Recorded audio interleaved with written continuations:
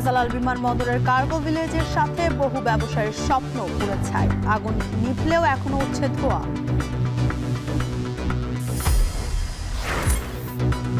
পরপর বড় আগুন নাশকতা কিনা খতিয়ে দেখার আহ্বান রাজনৈতিক নেতাদের। উদ্বিগ্ন হওয়ার কিছু নেই, চলছে তদন্ত, বিবৃতিতে সরকার।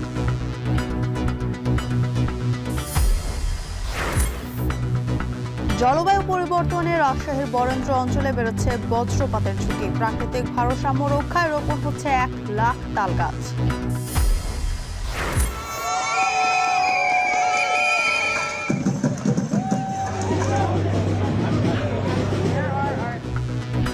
ট্রাম্পের নীতির বিরুদ্ধে যুক্তরাষ্ট্র জুড়ে লাখো মার্কিনীর বিক্ষোভ। স্বৈরতন্ত্রের দিকে দেশকে নিয়ে যাওয়ার অভিযোগ।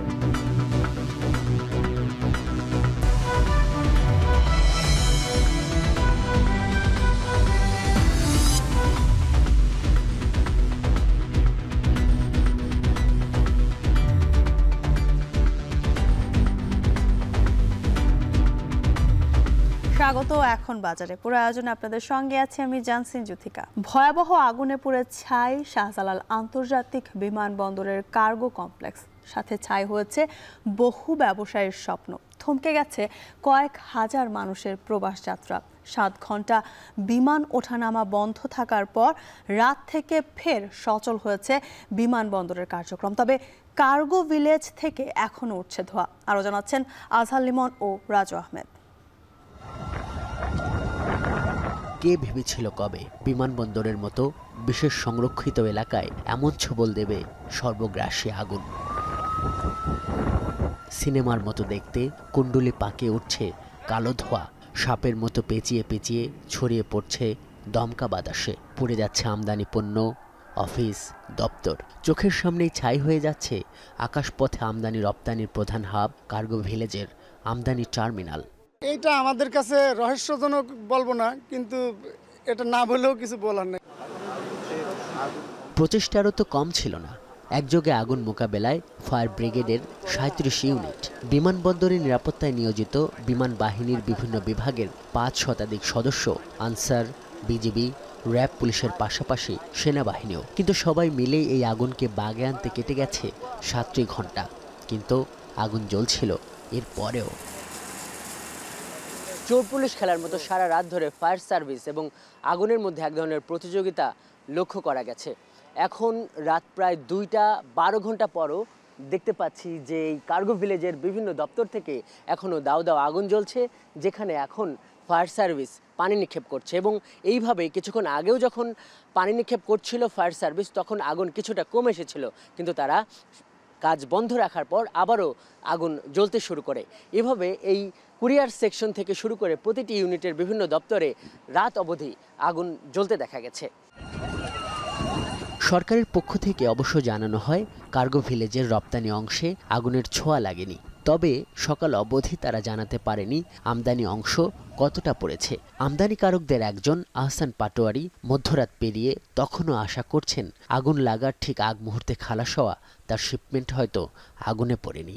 উনি আমার চাচা, উনি এখন কি করবে দিশাহারা হয়ে গেছে। এখন উনি বাড়িতেও যাচ্ছে না। এখন রাত বাজে প্রায় 1টা, এখন পর্যন্ত উনি এখনো স্ট্যান্ডিং দাঁড়ায় আছে। এটা ঠিক এই আগুন এমন একটা সময় লাগলো যখন বাংলাদেশকে দেয়া কার্গো সুবিধা ভারত বন্ধ করে দেবার পর গেল 6 মাস ধরে কার্গো খাতে নিজের পায়ে দাঁড়ানোর চেষ্টা করছে বাংলাদেশ। এবং বিশাল কার্গো টার্মিনালের কুরিয়ার সেকশনের আগুন কিভাবে দুর্দমনীয় গতিতে ইন্ডাস্ট্রিয়াল, গার্মেন্টস, কমার্শিয়াল, প্রযুক্তি সরঞ্জামের মতো ডেঞ্জারাস ইউনিট, ফার্মাসিউটিক্যাল কিংবা একদম ভিআইপি লাউঞ্জ লাগোয়া বিশেষ ইউনিট পর্যন্ত পৌঁছে গেল তারও সদুত্তর মেলেনি এখনও। দেশের প্রায় সকল রাজনৈতিক দলের শীর্ষ নেতারা প্রকাশ করেছে নাশকতার ষড়যন্ত্রে নিয়ে উদ্বেগ। কিন্তু আসলে কি ঘটেছে তার উত্তরে আগুন ছড়িয়ে পড়ার ক্ষেত্রে বাতাসের চেয়ে আর কাউকে বেশি দায়ী করতে দেখা যায়নি সংস্থাগুলোকে। কার্গোর ভিতরে যে আছে ওগুলো কম্পার্টমেন্ট করা, খুব কম্পার্টমেন্ট করা এবং আপনার কংক্রিটের দেয়াল। তো ফলে এগুলোকে প্রত্যেকটাকেই ফাইট করে করে আমাদের আগাতে হয়েছে। স্বাভাবিকভাবে যেহেতু বাতাস বেশি ছিল, ফলে দ্রুত যেহেতু খোলা জায়গায় যে এক্সপোজ যে আইটেমগুলো ছিল, শুকনো আইটেম, দ্রুত তাদের মধ্যে আগুন ছড়িয়ে গিয়েছে। অবশ্য এই ঘটনার কারণ উদ্ঘাটন, ক্ষতি নিরূপণ ও ভবিষ্যতের পথরেখা তৈরির লক্ষ্যে বিমান বাংলাদেশ এয়ারলাইন্স ও এনবিআর আলাদা আলাদা তদন্ত কমিটি গঠন করেছে। গভীর রাত অবধি দফায় দফায় দুর্ঘটনাস্থল পরিদর্শন করা বাণিজ্য উপদেষ্টা জানিয়েছেন, সত্য জানতে তারা এই তদন্ত কমিটির উপরই ভরসা করছেন। আমার মনে হয় প্রিম্যাচিওর। আমাদের এই মুহূর্তে দরকার হচ্ছে সংকটকে অতিক্রম করা। আপনাদের মাধ্যমে দেশবাসীর কাছে আমরা দোয়া চাচ্ছি যেন আল্লাহ তাআলা আমাদের জন্য এই কাজকে সহজ করে দেন। চাপা কিংবা চোখে দেখা আগুন কিংবা কুণ্ডলি পাকানো এই ধোঁয়ার মধ্যে সারা রাত ধরে এভাবে সজাগ থাকতে দেখা গেছে নিরাপত্তা বাহিনীর বিভিন্ন বিভাগকে। এভাবে উদ্বেগ আর উৎকণ্ঠা নিয়ে অন্যরকম এক রাত কেটেছে যাত্রী টার্মিনালও। সেখানকার খবর জানবো আমরা সহকর্মী রাজু আহমেদের কাছ থেকে। শাহজালাল আন্তর্জাতিক বিমানবন্দরের কার্গো ভিলেজে যখন দাউ দাউ করে জ্বলছে আগুন, তখন প্রবাস যাত্রার অনিশ্চয়তায় কপালে চিন্তার ভাঁজ হাজারো যাত্রীর। বিমানবন্দরের আকাশের কালো ধোঁয়া যত উড়েছে ততই ভোগান্তি বেড়েছে যাত্রীদের। 9টার পরে থেকে ফ্লাইট শিডিউল ঠিক করবে, আমার শুনে মনটা অনেক ভরে গেছে। সমস্ত লোকই এখন বিপদগামী আর কি, যেটা বলা হয়েছে। সবাই চিন্তার দ্বারা টেনশনের মধ্যে আছে সবাই আমরা। কারো কারো বিদায়ের বেদনা রূপান্তর হয়েছে কর্ম হারানোর চাপা আতঙ্কে। আগুনের ভয়াবহতায় দুপুর থেকে বন্ধ হয়ে যাওয়া সব ধরনের ফ্লাইট রাত 9টায় ওঠানামা শুরু করলেও বাতিল হয় অনেকের যাত্রা। অনেকের অপেক্ষার প্রহর বাড়ে 5 থেকে 7 ঘন্টা। আমার ফ্লাইট আজকে রাতে 2টা বাজে ছিল সৌদি এয়ারলাইন্স থেকে, তারপরে এটা শিডিউল চেঞ্জ করে তারপরে দিয়েছে আগামীকাল সকাল 10:55 কাতার এয়ারলাইন্সে আমার ফ্লাইট দিয়ে দিয়েছে।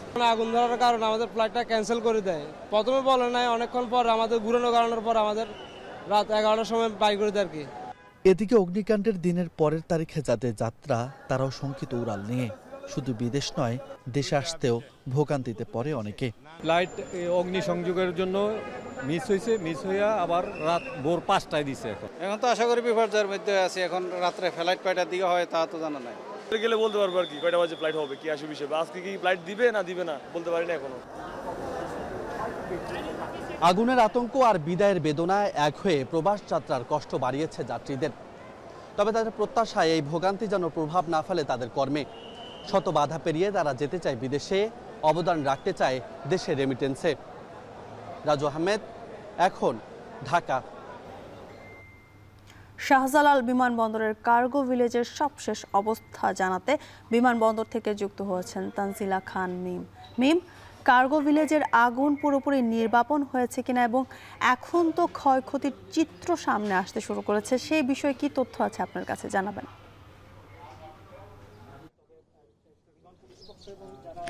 জ্যোতিকা, পুড়ে যাওয়া ধ্বংসাবশেষের সামনেই রয়েছে এই মুহূর্তে আমরা শাহজালাল আন্তর্জাতিক বিমানবন্দরের যে কার্গো ভিলেজটি গতকাল 7 ঘন্টা ব্যাপী আগুনের মধ্য দিয়ে যেটিকে নিয়ন্ত্রণে আনা হয়েছে, সেই কার্গো ভিলেজের সামনে এই মুহূর্তে আমরা রয়েছি এবং সেখানে এখনও দেখতে পাচ্ছি কিছু কিছু জায়গায় ভেতরে আগুন জ্বলছে এবং বিচ্ছিন্নভাবে অনেকগুলো জায়গাতেই সেই আগুন জ্বলছে।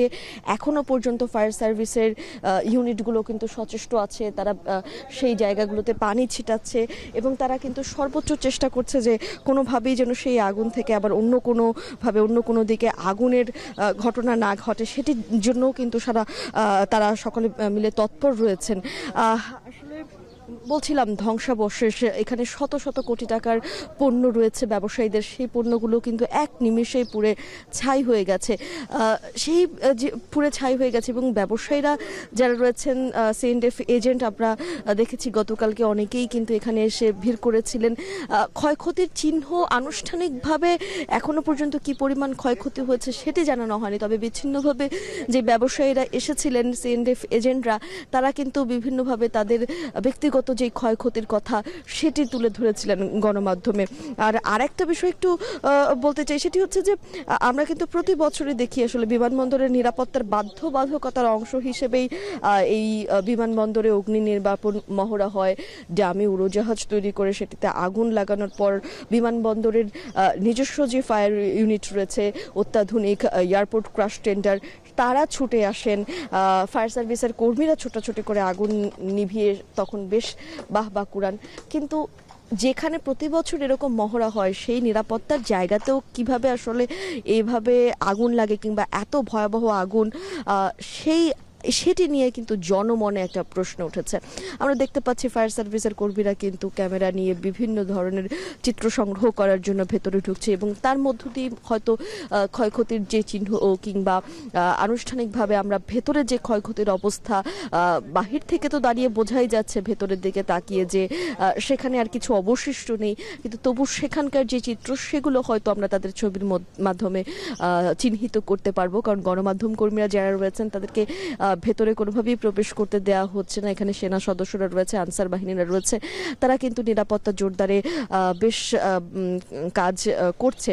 আর আরেকটু যদি বলতে চাই যে এই যে ব্যবসায়ীদের কথা বলছিলাম, তারা বলছিলেন যে তাদের ইন্স্যুরেন্স বা বিমা সেটি করা আছে, ঠিক আছে, সবার নেই যেমন, কিন্তু বড় ব্যবসায়ী প্রতিষ্ঠান যারা রয়েছেন তাদের বিমা করা আছে ঠিকই, কিন্তু সেই বিমা অনুযায়ী কি তারা ক্ষতিপূরণ পাবে কিনা সেটি একটি প্রশ্ন, কিংবা তাদের যত টাকা বিমা করা আছে তার থেকে অনেক অনেক বেশি বা তার থেকেও কয়েক গুণ বেশি টাকার পণ্য কিন্তু তাদের এখানে পুড়ে ছাই হয়ে গিয়েছে। এইটি কি আসলে তারা কিভাবে ঘুরে দাঁড়াবে, ব্যবসায়ীরা, রাষ্ট্র তাদের পাশে কতটুকু সহায়তা করতে পারবে, কিংবা সেটি যদিও সময় সাপেক্ষ ব্যাপার, সেই ব্যাপারে কিন্তু আসলে তাদের মধ্যে বেশ উদ্বিগ্নতা বা উৎকণ্ঠা দেখা গিয়েছে স্বাভাবিকভাবে।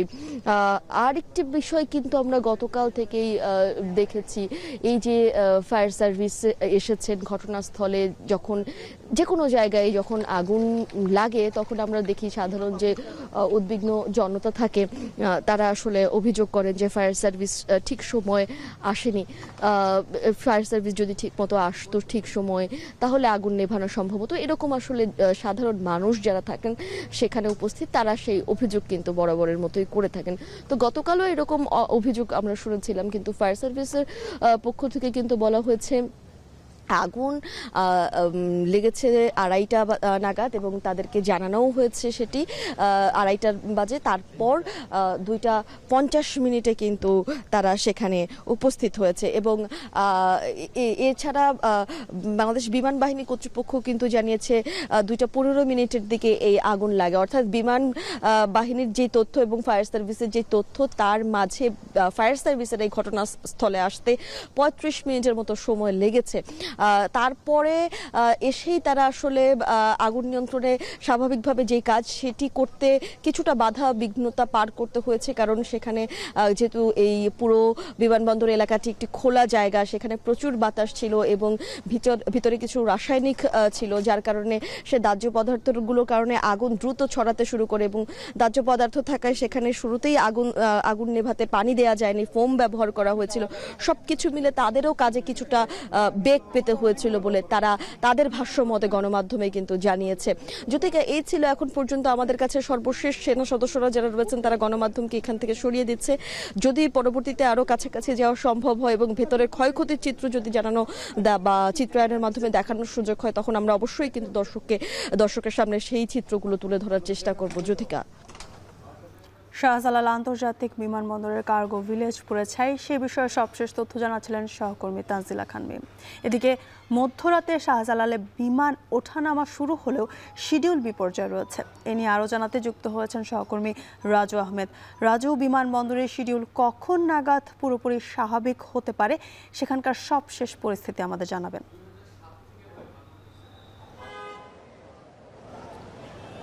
যদিও এই মুহূর্তে টার্মিনাল 2-এর ঠিক 3 নম্বর গেটের সামনে রয়েছে, যেখান দিয়ে ব্যাংককে 10টার ফ্লাইটে যাত্রীরা প্রবেশ করছে। তবে শিডিউল টাইম অনুযায়ী অর্থাৎ এই 10টায় ফ্লাইটটি শিডিউল করা থাকলেও এটি সম্ভাব্য সময় কিন্তু 11:20-এ দেওয়া হয়েছে।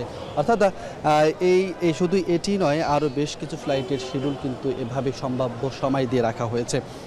রাত থেকে এখানে কিন্তু যাত্রী যারা রয়েছেন তারা এখানে অপেক্ষা করছে। আপনাকে যদি জানাই যে মলের 9:25-এ নির্ধারিত ফ্লাইট এটি সম্ভাব্য দুপুর 1টার সময় কিন্তু এখানে যে নোটিশ বোর্ড রয়েছে, অর্থাৎ যে স্ক্রিনগুলো দেওয়া হয়ে থাকে, যেখানে ফ্লাইটের তথ্যগুলো দেওয়া হয়ে থাকে, সেখানে কিন্তু এই তথ্যটি ভেসে উঠছে। একই সঙ্গে জেদ্দা রাত 2টার ফ্লাইট সম্ভাব্য সময় সকাল 11টায় নির্ধারণ করা হয়েছে, যদিও এটি কিছুটা সময় লেট হতে পারে। একই সঙ্গে মদিনার সকাল 6:40-এ ফ্লাইটটি এখন পর্যন্ত ছেড়ে যায়নি, সেটি 11টায় উড্ডয়ন করার কথা রয়েছে।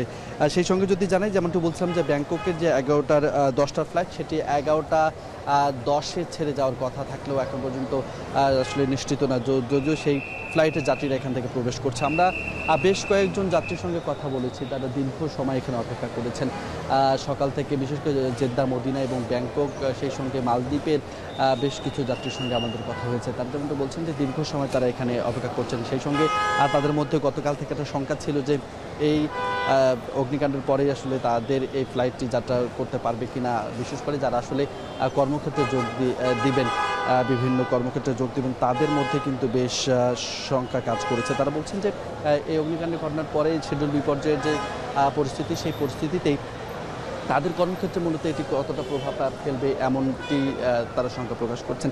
সেই সঙ্গে আপনাকে জানাবো যে এখন পর্যন্ত কিন্তু সচরাচর যে ভিড় থাকে তার থেকে অনেক বেশি ভিড় এখানে লক্ষ্য করা যাচ্ছে। বিভিন্ন ফ্লাইটের যাত্রীরা যারা দূর দূরান্ত থেকে এসেছেন, বিভিন্ন দেশের বিভিন্ন প্রান্ত থেকে এসেছেন, তাদের কিন্তু আসলে এই স্থানটি ত্যাগ করার কোনো সুযোগ নেই, কারণ তারা আসলে নির্ধারিত সময়ের মধ্যেই এখানে এসে তারা ফ্লাইটে যাওয়ার কথা থাকলেও যেহেতু সেটি হয়নি, সে জায়গা থেকে কিন্তু এই বিমানবন্দরের বিভিন্ন কংক্রিটের উপরে বসে তারা সময় পার করছেন।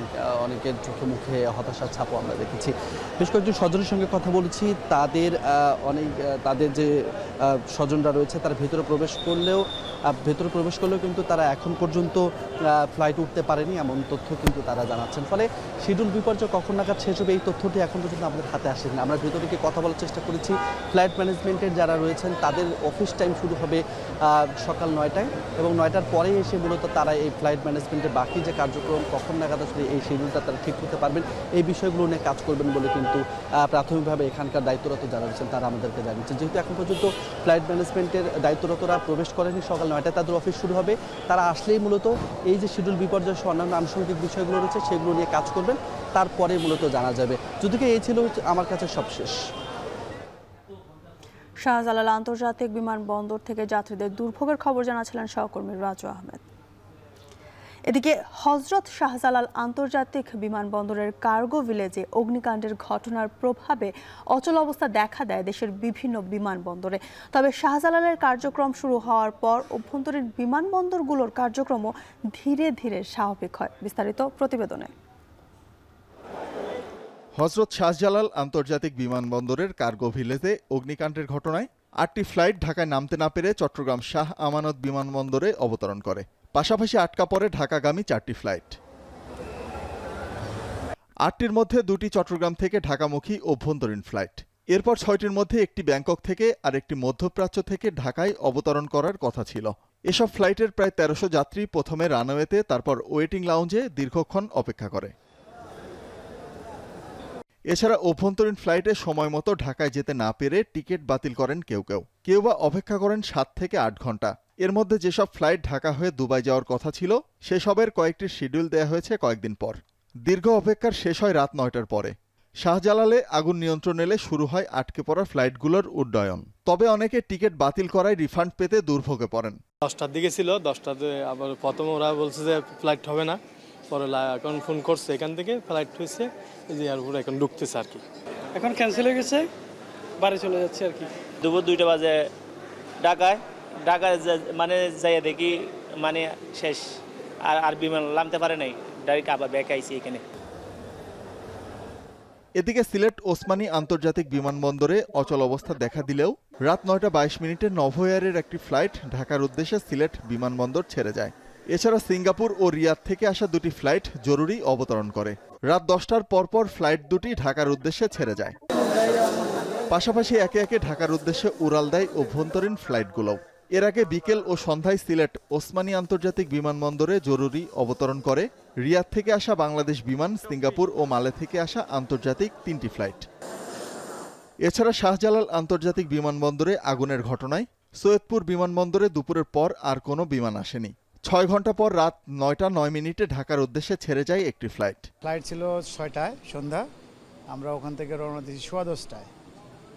এক্সপিরিয়েন্সটা হলো কি, খুব বোরিং লাগছে, কিন্তু তারপরেও মানে পরিস্থিতির শিকারে থাকতে বাধ্য হওয়া লাগছে আসার জন্য। 9:20-এর দিকে আমাদেরকে জানানো হলো যে 1.5 ঘন্টা পরে ফ্লাইট যাবে, বাট তারও আগে ফ্লাইট স্টার্ট হয়ে গেছে। এদিকে ঢাকায় অপেক্ষমান থাকা 5টি ফ্লাইটের মধ্যে 2টির যাত্রা বাতিল করা হয়। বাকি 3টি রাত 11টার পর সৈয়দপুর বিমানবন্দরে পৌঁছে এবং পর্যায়ক্রমে ছেড়ে যায়। এরই মধ্যে ঢাকার উদ্দেশ্যে যাওয়া যাত্রীদের অনেকেই টিকিট বাতিল করে। বাতিল হওয়া বিমানের যাত্রীদের সমন্বয় করে পরে ঢাকায় পাঠায় এয়ারলাইন্সগুলো। শোভন মাহমুদ খান, এখন। ঢাকার হযরত শাহজালাল আন্তর্জাতিক বিমানবন্দরের কার্গো ভিলেজে অগ্নিকাণ্ডের ঘটনায় গভীর উদ্বেগ জানিয়েছেন বিভিন্ন রাজনৈতিক দলের নেতারা। শনিবার রাতে সামাজিক যোগাযোগ মাধ্যম ফেসবুকে এক পোস্টে তারেক রহমান বলেন, জাতীয় স্থাপনায় এমন অগ্নিকাণ্ড জাতির জন্য গভীর উদ্বেগের বিষয়। তিনি ঘটনার পূর্ণাঙ্গ ও স্বচ্ছ তদন্তের আহ্বান জানান। অপরদিকে জামায়াতে ইসলামের আমির ডক্টর শফিকুর রহমানও সাম্প্রতিক অগ্নিকাণ্ডগুলোকে সন্দেহজনক বলে মন্তব্য করেন এবং ষড়যন্ত্রের কোনো ইঙ্গিত আছে কিনা তা খতিয়ে দেখার আহ্বান জানান। এছাড়া ইসলামী আন্দোলন, এবি পার্টি ও খেলাফত মজলিসও শাহজালাল বিমানবন্দরের অগ্নিকাণ্ডে গভীর উদ্বেগ প্রকাশ করেছে।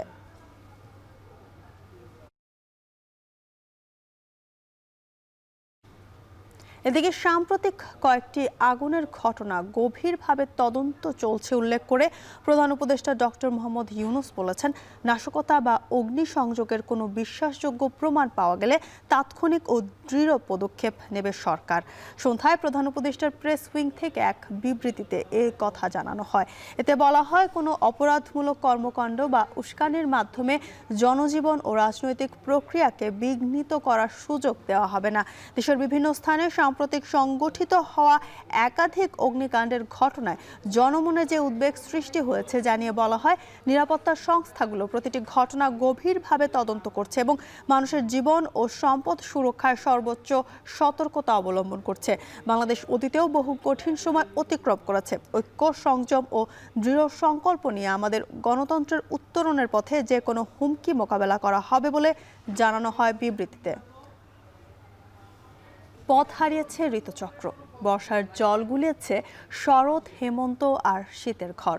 আকাশ জুড়ে মেঘেদের তর্জন গর্জনে রীতিমতো দুর্যোগে রূপ পেয়েছে খটখটে শুষ্ক বরেন্দ্র শহর। জলবায়ু পরিবর্তনের কারণে বজ্রপাতের ঝুঁকি বেড়েছে রাজশাহীর বরেন্দ্র অঞ্চলে। এমন অবস্থায় প্রাকৃতিক ভারসাম্য রক্ষায় জেলার বরেন্দ্র এলাকায় রোপণ করা হচ্ছে 1 লাখ তালের গাছ। সজীব আহমেদের ক্যামেরায় রাকিবুল হাসানের প্রতিবেদন। ভাদ্র পেরিয়েছে কবে, আশ্বিনের এখন শেষ ভাগ। কোথায় ধুমুল আকাশ হবে ময়ূরকুণ্ঠী নীল, তা নয়, গোমরা মুখে চলে যত তর্জন গর্জন। পরিবেশবিদরা বলছেন, অনিয়মিত জলবায়ুর পরিবর্তনের কারণে বরেন্দ্র অঞ্চলে বাড়ছে প্রাকৃতিক বৈরিতা। খরা ও অতিবৃষ্টির সাথে বাড়ছে অস্বাভাবিক বজ্রপাতের ঘটনা। তাতে ফল ফসলের ক্ষতির সাথে প্রাণ হারাচ্ছে কৃষক শ্রমিক। বায়ুমণ্ডলের যে ইলেকট্রন, এই ইলেকট্রন শোষণে ব্যাপক ভূমিকা পালন করে এবং যে এলাকায় প্রচুর তালগাছ থাকে সেই এলাকায় এই যে বজ্রপাত, লাইটনিং, এটা হওয়ার সম্ভাবনা খুব কম থাকে, যার ফলে পরিবেশ রক্ষায় এনভায়রনমেন্টাল রেজিলিয়েন্সের তালবাসের ভূমিকা অনেক বেশি। বরেন্দ্র অঞ্চল ভিত্তিক গবেষণা ও স্বেচ্ছাসেবী সংগঠন স্টুডেন্ট স্কোয়ার ফাউন্ডেশন, ICDDRB আর স্থানীয় পত্রপত্রিকার পর্যবেক্ষণ প্রতিবেদন বলছে, 2010 থেকে 2025 সাল পর্যন্ত রাজশাহীর বরেন্দ্র এলাকার 3 জেলায় বজ্রপাত হয়েছে অন্তত 567 বার। তাতে প্রাণ গেছে 399 জনের। এ অবস্থায় ধুধু বরেন্দ্র অঞ্চলে বজ্রপাতের পরিমাণ কমাতে বন বিভাগ ও পরিবেশ প্রেমীরা বাড়িয়েছেন গাছ লাগানোর পরিমাণ। এর অংশ হিসেবে বন ও জলবায়ু মন্ত্রণালয়ের সহযোগিতায় গোদাগাড়িতে লাগানো হয়েছে 1 লাখ তালের চারা। দেশের প্রকৃতি, জলবায়ু পরিবর্তন, ভারসাম্য রক্ষা করার জন্য এ কারণে আমরা যোগ দিয়েছি, যেহেতু আমাদের উপকার, দেশের উপকার। তাল গাছ লাগাইলে উপকার আছে। তাল গাছের সব কিছুর পিঠা মিঠা 12 কেজি সব কিছু হাবি ঝাবি খাই। সর্বসকলে এটাই বলতে পারি যে তাল গাছের উপর করলে আমাদের বরন্দা এলাকায় অনেক উপকার হয়। আর প্রাকৃতিক বৈরিতা ঠেকানোর পাশাপাশি কৃষিকাজে উপকারিতায় গাছের পরিচর্যা করছে গ্রামবাসীরাই। এই জমিগুলোতে অনেক রাসায়নিক ব্যবহার করা হয়, সার ব্যবহার করা হয়। এটার কারণে যে ভারী ধাতুগুলো আছে রাসায়নিকে, যেমন ক্যাডমিয়াম আছে, তো লেড আছে, তো এই ধরনের ভারী ধাতুগুলো আমার এই তাল গাছগুলো শোষণ করবে। এটা হচ্ছে তাল গাছের উপকারিতা। যে মাটি ক্ষয়রোধ এবং পানির স্তর নিচে নেমে যাওয়া এবং বরেন্দ্র অঞ্চলে যে প্রতি বছর বজ্রপাতে অনেক মানুষ মারা যায়, এটা রোধ করা। আশ্বিন মাস পার হয়ে যাচ্ছে কিন্তু এখন পর্যন্ত বর্ষা চলে যাচ্ছে, মানে শীতের মধ্যে বর্ষা ঢুকে গেছে, শীতের স্থায়িত্ব কমে গেছে, অতি বর্ষা হচ্ছে, কোনোবার অনাবৃষ্টি হচ্ছে। তো এইগুলো মূলত এই পুরো এলাকার প্রাণ বৈচিত্র্যের জন্য ক্ষতিকর, জীব বৈচিত্র্যের জন্য ক্ষতিকর। এই যে ক্লাইমেট চেঞ্জ হচ্ছে এইটার একটা কাউন্টার দিতে পারি আমরা, এবং এটার মূল উপায় আমাদের কাছে একটাই, সেটা হচ্ছে গাছ লাগানো। ইতিমধ্যে জেলার পানি সংকটে থাকা গ্রামগুলোই 500-র বেশি তালগাছের চারা রোপণ সম্পন্ন হয়েছে। আর বন বিভাগ বলছে বরেন্দ্র অঞ্চলে উষ্ণায়ন কমাতে প্রকল্প নিয়ে গাছের পরিমাণ বাড়াচ্ছেন তারা।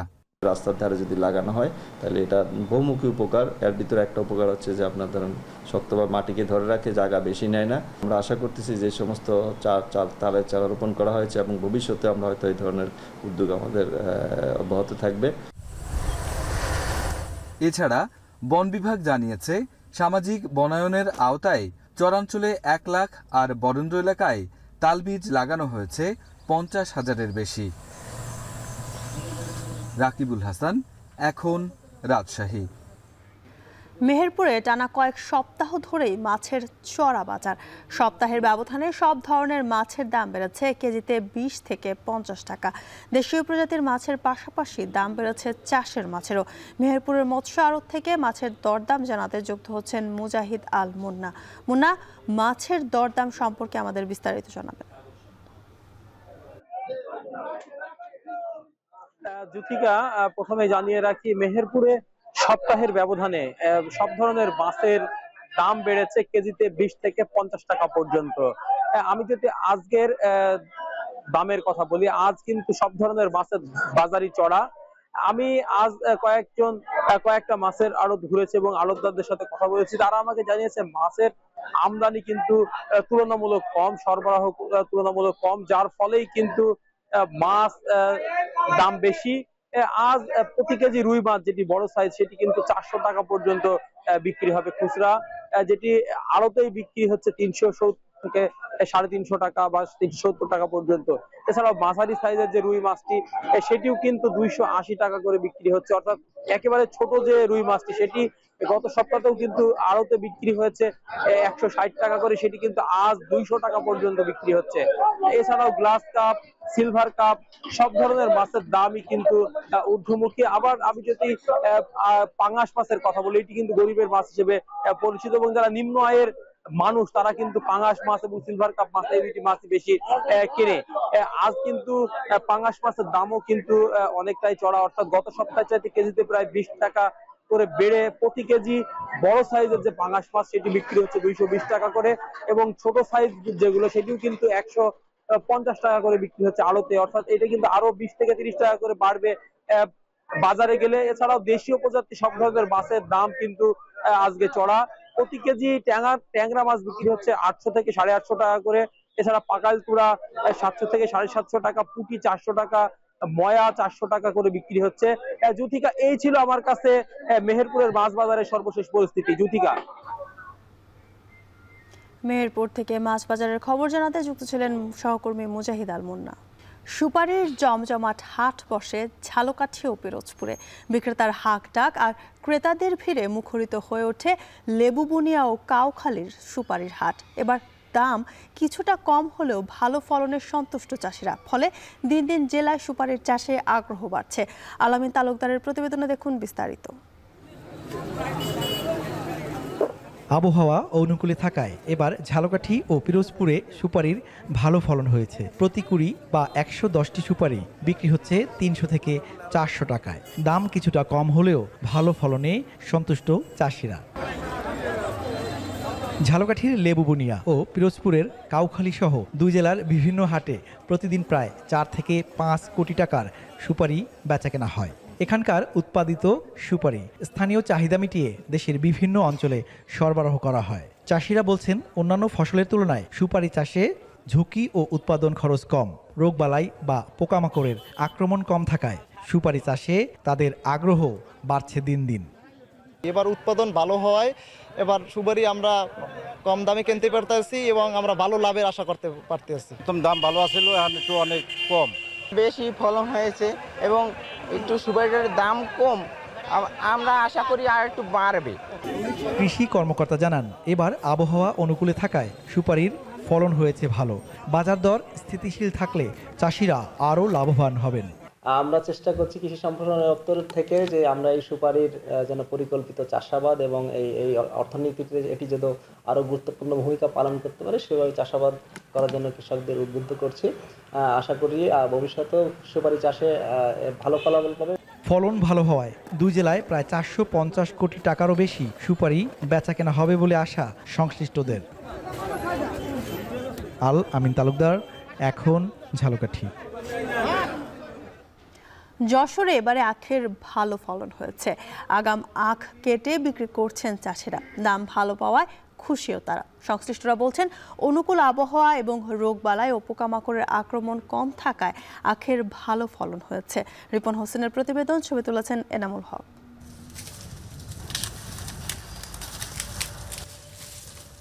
উঁচু বা মাঝারি উঁচু ও দোআঁশ জমিতে আখের চাষ ভালো হয়। আর যশোরের মাটিতে এইসব বৈশিষ্ট্য থাকায় আখ চাষে আগ্রহী হচ্ছেন কৃষকরা।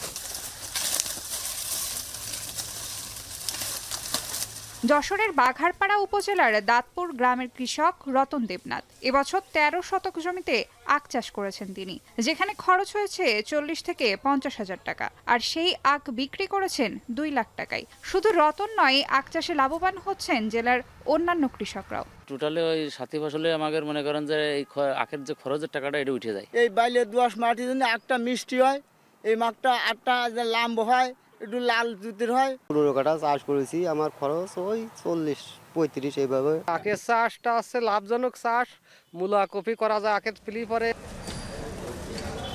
যশোরের খালদার মোড়ের আখের হাট, যেখানে অন্তত বিক্রি হয় 15,000 পিস আখ, যার বাজার মূল্য প্রায় 6 লাখ টাকা। বর্তমানে এ হাটে 100 আখ বিক্রি হচ্ছে 2,000 থেকে 6,000 টাকা পর্যন্ত। স্থানীয় চাহিদা মিটিয়ে যা সরবরাহ হচ্ছে আশেপাশের জেলায়। 48 টাকা, 50 টাকা, 54 টাকা, 52 টাকা, 56 টাকা পিস পরে। মাঠে সেরকম আমদানি হয়নি, যার জন্য বাজার এবার একটু বেশি। আখের খুব দাম পাচ্ছে এবছরে। এবছর যাচ্ছে কি সর্বনিম্ন 20 টাকা, আর ক্ষেতের থেকে বেচতে পারতেছি 35 টাকা করে পিস। কৃষি বিভাগ বলছে আখ চাষকে আরো লাভজনক করে তুলতে কৃষকদের সাথী ফসল চাষ সহ সব ধরনের সহযোগিতা ও প্রশিক্ষণ দেওয়া হচ্ছে। আখের সাথে যেহেতু দীর্ঘমেয়াদী একটা ফসল, এটা সাথে কিন্তু সাথী ফসল হিসেবে বিভিন্ন ধরনের ফসল তারা কিন্তু এখানে চাষ করে থাকে। সুতরাং আমরা কিন্তু কৃষকদের যাতে একই জমিতে আখের পাশাপাশি বিভিন্ন ধরনের সাথী ফসল উৎপাদন করে তারা যেন আরো বেশি লাভবান হয়, সেটার জন্যও কিন্তু আমরা তাদেরকে উৎসাহিত করছি। যশোরে এবছর প্রায় 220 হেক্টর জমিতে আখের চাষ হয়েছে, যেখানে উৎপাদন হবে প্রায় 22,000 টন আখ, যার বাজার মূল্য অন্তত 22 কোটি টাকা। এখন যশোর। কুষ্টিয়ার ছেউরিয়ার আখড়াবাড়িতে শেষ হচ্ছে 3 দিনের লালন মেলা। নানা আনুষ্ঠানিকতায় সাধু সঙ্গের পর বাউল সাধকরা ফিরবেন যার যার গন্তব্যে, যাতে ছড়িয়ে পড়বে লালন সাইজির মানব বার্তা। লালন আখড়াবাড়িতে আগতরা বলছেন দিন দিন মানুষের মাঝে লালনের দর্শন ঘিরে আগ্রহ বাড়ছে, তাই এবারের লালন আয়োজনে ভিড় ছিল অন্যবারের চেয়ে বেশি। মেজবাউদ্দিন পলাশের তথ্য ছবিতে বিস্তারিত।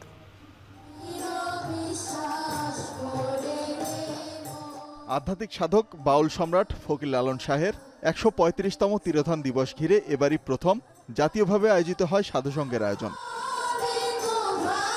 শুক্রবার বিকেলে রাখাল সেবা ও রাতে অধিবাস দিয়ে শুরু হয় মূল আয়োজন। এরপর শনিবার সকালে বাল্য সেবা ও দুপুরে পূর্ণ সেবার মধ্য দিয়ে শেষ হয় সাধুসঙ্গ। সাধুগুরুর প্রতি শ্রদ্ধা জানিয়ে অশ্রুসিক্ত চোখে আখড়াবাড়ি ছাড়বেন বাউল সাধকরা।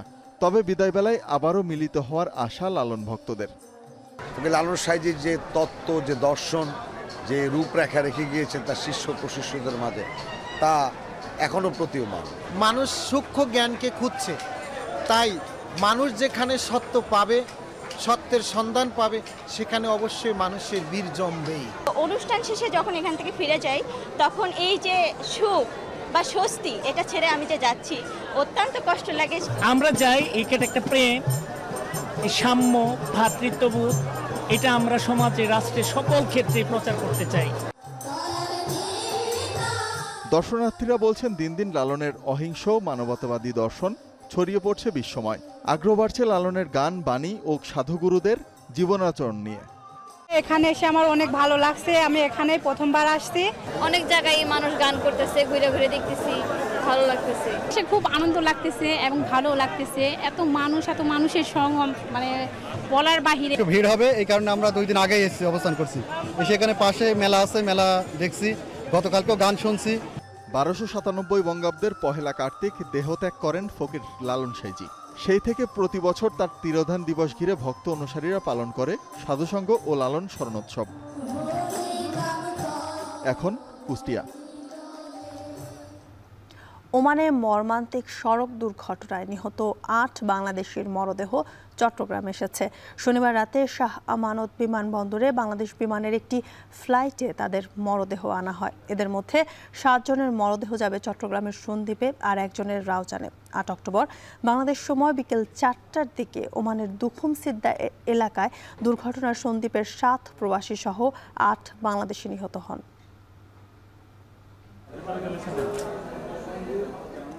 বিমানবন্দরে যার আসার সংবাদে স্বজনের চোখে থাকার কথা আনন্দের অশ্রু, তার আগমন আজ শোকের উপলক্ষ। পরিবার আর ভাগ্য বদলের স্বপ্ন ফেরি করে যে মানুষটি প্রবাসে পাড়ি জমিয়েছিল, সে আজ এসেছে নিথর দেহে, অন্ধকার কফিনে। মেল ফ্যামিলির প্রধান হলো আমার বাইনা, এই বাইনাকে আমি নিয়ে গেছি সাগর না বাসার জন্য। এখানে সাগর বাসলো উনি সমুদ্রে কাজ করতো, এই বাইনাকে আমি নিয়ে যাই ওইখানে, তাও বাইনা এই সাগরে গেছে, আজকে বাইনা শেষ। 7 অক্টোবর মঙ্গলবার রাতে কথা হয়েছিল ভাইয়ের সাথে শেষবারের মতো। উনি আমার বড় ভাই আমিন সওদাগর। তো এরপরে 8 অক্টোবর বুধবারে আমরা এরকম একটা নিউজ শুনতে পাই যে ওখানে একটা দুর্ঘটনা ঘটছে, গাড়ি অ্যাক্সিডেন্ট করছে। 8 অক্টোবর ওমানে মর্মান্তিক সড়ক দুর্ঘটনায় নিহত 8 বাংলাদেশির মরদেহ 10 দিন পর দেশে এসেছে। শনিবার রাত 8:30টায় বাংলাদেশ বিমানের ফ্লাইটে তাদের নিয়ে আসা হয় চট্টগ্রামের শাহ আমানত বিমানবন্দরে। কার্গো শাখার সামনে তাদের জন্য অপেক্ষায় ছিল 8টি অ্যাম্বুলেন্স। ওমান প্রবাসীরা খুবই শোকাহত, সাথে সাথে আমরা পুরো দেশ শোকাহত। আমরা আশা করি যে এই যে শোককে শক্তিতে পরিণত করতে হবে। শনিবার রাত 9টার দিকে কার্গো শাখা থেকে একে একে বের করা হয় মরদেহগুলো, পরে তোলা হয় অ্যাম্বুলেন্সে। শোকাবহ এই ঘটনা নাড়া দিয়েছে সন্দ্বীপের আপামর জনসাধারণকে। তাই দল মত নির্বিশেষে বিমানবন্দরে ছুটে এসেছিলেন অনেকে। মরদেহ দ্রুত দেশে আনতে ওমান প্রবাসীরা যেমন এগিয়ে এসেছিলেন, তেমনি সাড়া দিয়েছিল দূতাবাসও। মরদেহ সৎকারে আর্থিক সহায়তা দিয়েছে সরকার। দূতাবাস ডিউ টাইমে গত সপ্তাহে মারা গেছে, এই সপ্তাহে একদম সঠিক টাইমে আমাদেরকে ডেড বডিগুলো চলে আসছে এবং আমরা তাদের সাথে যোগাযোগ করছি। আমরা সব উপজেলা প্রশাসন এবং যেখানে এই হয়েছে তাদের সাথে, আমাদের ঢাকার ডিজি স্যারের সাথে সবগুলো কথা হয়েছে। রোববার সকালে সন্দ্বীপে জানাজা শেষে তাদের দাফন করা হবে। এখন চট্টগ্রাম। ট্রাম্পের অভিবাসন ও শিক্ষানীতি, সেনা মোতায়েন এবং বিভিন্ন খাতে বরাদ্দ কাটছাঁটের প্রতিবাদে যুক্তরাষ্ট্র জুড়ে বিক্ষোভ অনুষ্ঠিত হয়েছে। নো কিংস শীর্ষক ট্রাম্প বিরোধী এই সমাবেশের অংশ হিসেবে শনিবার 2,500-এর বেশি র্যালি বের করেন আয়োজকরা, যেখানে অংশ নেন কয়েক লাখ মানুষ। বিক্ষোভকারীদের অভিযোগ, ট্রাম্প গণতন্ত্রকে মাটি চাপা দিয়ে স্বৈরতন্ত্র কায়েমের চেষ্টা করছেন। সতীর্থ কর্মকার জানাবেন বিস্তারিত। ওয়াশিংটন ডিসি থেকে মিয়ামি, নিউ ইয়র্ক থেকে শিকাগো, ট্রাম্প বিরোধী বিক্ষোভে উত্তাল যুক্তরাষ্ট্রের বড় বড় শহরগুলো। দ্বিতীয় মেয়াদে ক্ষমতা গ্রহণের পর এ নিয়ে তৃতীয়বারের মতো গণবিক্ষোভ দেখলেন মার্কিন প্রেসিডেন্ট ডোনাল্ড ট্রাম্প। তবে এবারের বিক্ষোভের পরিসর আগের দুইবারের চেয়ে ভিন্ন। স্থানীয় সময় শনিবার সকাল থেকে যুক্তরাষ্ট্রের সব অঙ্গরাজ্যে একযোগে শুরু হয় নো কিংস শীর্ষক সমাবেশ, যেখানে অংশ নেন লক্ষাধিক মানুষ। এদিন একসঙ্গে প্রায় 2600 র্যালি সম্পন্ন করেন আয়োজকরা। The people have to get out here and actually say how we feel, because I don't think our voice is being heard. I want to support everybody else that's out here today to show that, we're all in, we have some unity today. এ সময় গণতন্ত্র ও সংবিধানের গুরুত্ব বহন করে এমন বিভিন্ন line লেখা placard নিয়ে শহরের গুরুত্বপূর্ণ পয়েন্ট, প্রধান সড়ক ও সাবওয়েতে অবস্থান নিতে দেখা যায় বিক্ষোভকারীদের। জনসমুদ্রে পরিণত হয় নিউ ইয়র্কের টাইম স্কোয়ার, বোস্টন কমন, শিকাগোর গ্র্যান্ড পার্ক সহ বহু শহর। আয়োজকদের দাবি, শান্তিপূর্ণ পরিবেশে বিক্ষোভ অনুষ্ঠিত হয়েছে। এখনো পর্যন্ত পুলিশের সঙ্গে বিক্ষোভকারীদের সংঘর্ষের কোনো খবর পাওয়া যায়নি। ওয়াশিংটন ডিসিতে বিক্ষোভে অংশ নেন সেনেটর বার্নি স্যান্ডার্স। কর্তৃত্ববাদী প্রবণতা দেখানোয় ট্রাম্পকে সতর্ক করেন তিনি। মূলত ট্রাম্পের অভিবাসন ও শিক্ষানীতি, সেনা মোতায়েন এবং বিভিন্ন খাতে বরাদ্দ কাটছাঁট এবং হেলথ কেয়ার সুবিধা কমানোর প্রতিবাদে রাস্তায় নামেন এই বিক্ষোভকারীরা। যদিও ট্রাম্পের রিপাবলিকান সমর্থকরা এই আয়োজনকে বামপন্থীদের হেইট আমেরিকা র্যালি হিসেবে উল্লেখ করেছেন। নিরাপত্তা বাহিনীর পাশাপাশি সমাবেশে নজরদারির জন্য ব্যবহার করা হয় ড্রোন ও হেলিকপ্টার। সতীর্থ কর্মকার, এখন বিশ্ব। শেষ করছি এখন বাজার, তবে তার আগে শিরোনামগুলো আরো একবার।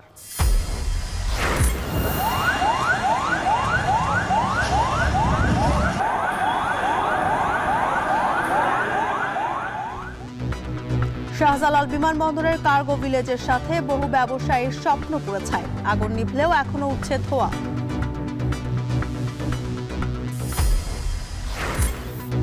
পরপর বড় আগুন নাশকতা কিনা খতিয়ে দেখার আহ্বান রাজনৈতিক নেতাদের। উদ্বিগ্ন হওয়ার কিছু নেই, চলছে তদন্ত ও বিবৃতিতে সরকার।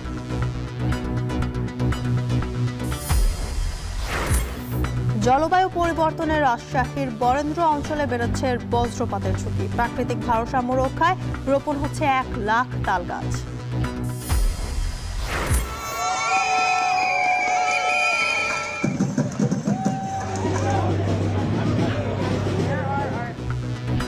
ট্রাম্পের নীতির বিরুদ্ধে যুক্তরাষ্ট্র জুড়ে লাখো মার্কিনীর বিক্ষোভ, স্বৈরতন্ত্রের দিকে দেশকে নিয়ে যাওয়ার অভিযোগ।